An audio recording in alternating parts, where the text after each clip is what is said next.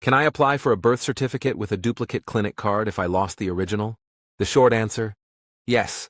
You can apply for a duplicate clinic card from the hospital where you were born. The long answer: yes. I can't see any reason why you should not. You can apply for a duplicate clinic card from the hospital where you were born, with a certified affidavit saying that you have lost the card and giving your first name and surname that would have been on the card. The Road to Health card.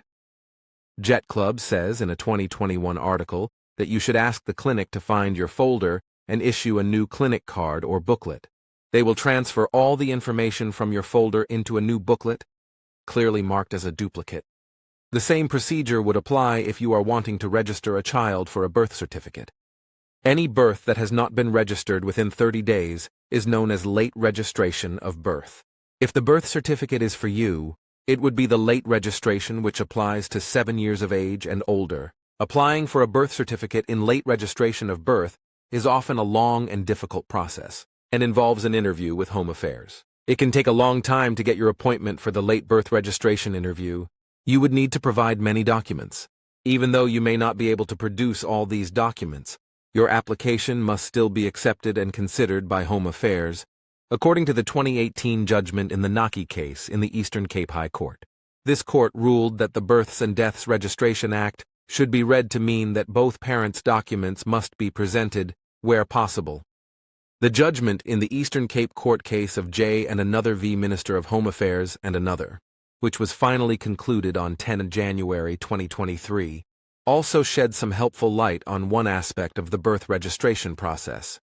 Regulation 12(2)(c) of the Births and Deaths Registration Act was declared unconstitutional and invalid because it discriminated against children by not including the details of unmarried fathers on their birth certificates, where the child's father may not be in South Africa or may not be in South Africa legally.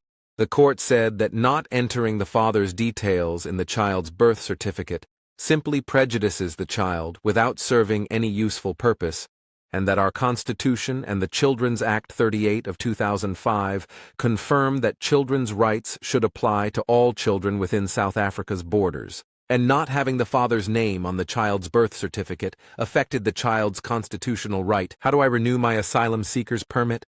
The short answer: you can email the RRO where you got your most recent extension to make an appointment, or try to renew it online.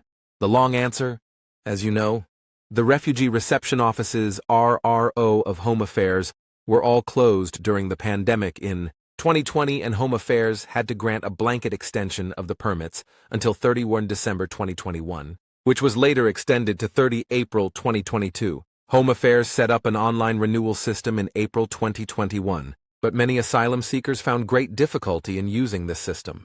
Home Affairs was urged to fix it, but it is not clear how well this system is working yet. Now, since 4 May 2022, Home Affairs says that asylum seekers can make appointments to renew their permits at the RRO, where they got their latest permit.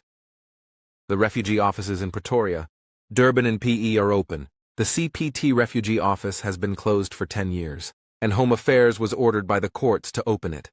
Home Affairs is now cooperating with the court order and is fixing up a building in Maitland.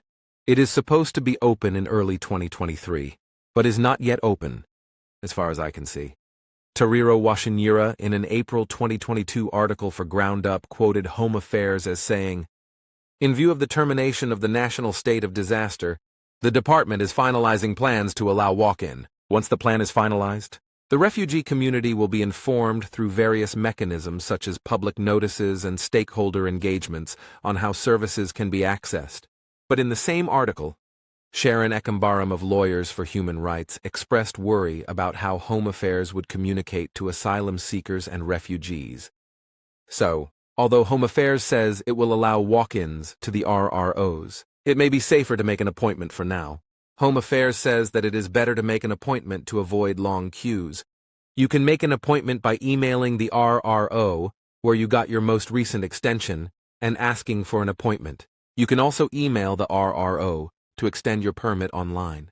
They will send you an email back explaining the process and giving you the form that you need to fill out and telling you what other documents you need to bring.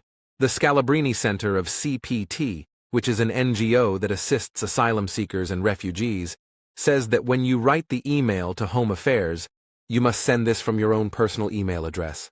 They say you should send one separate email for each person documented in your asylum file. For example, spouses or children. Each of these emails can be sent from your own personal email address. In the email, you must write your full name as it appears on your asylum document and file number. In the subject line of the email, you need to write your file number as it appears on your document. They advise that you can print the form and fill it out by hand, then scan and upload it as an attachment. They say that you should be able to do this at an internet cafe if you are not able to do it at home.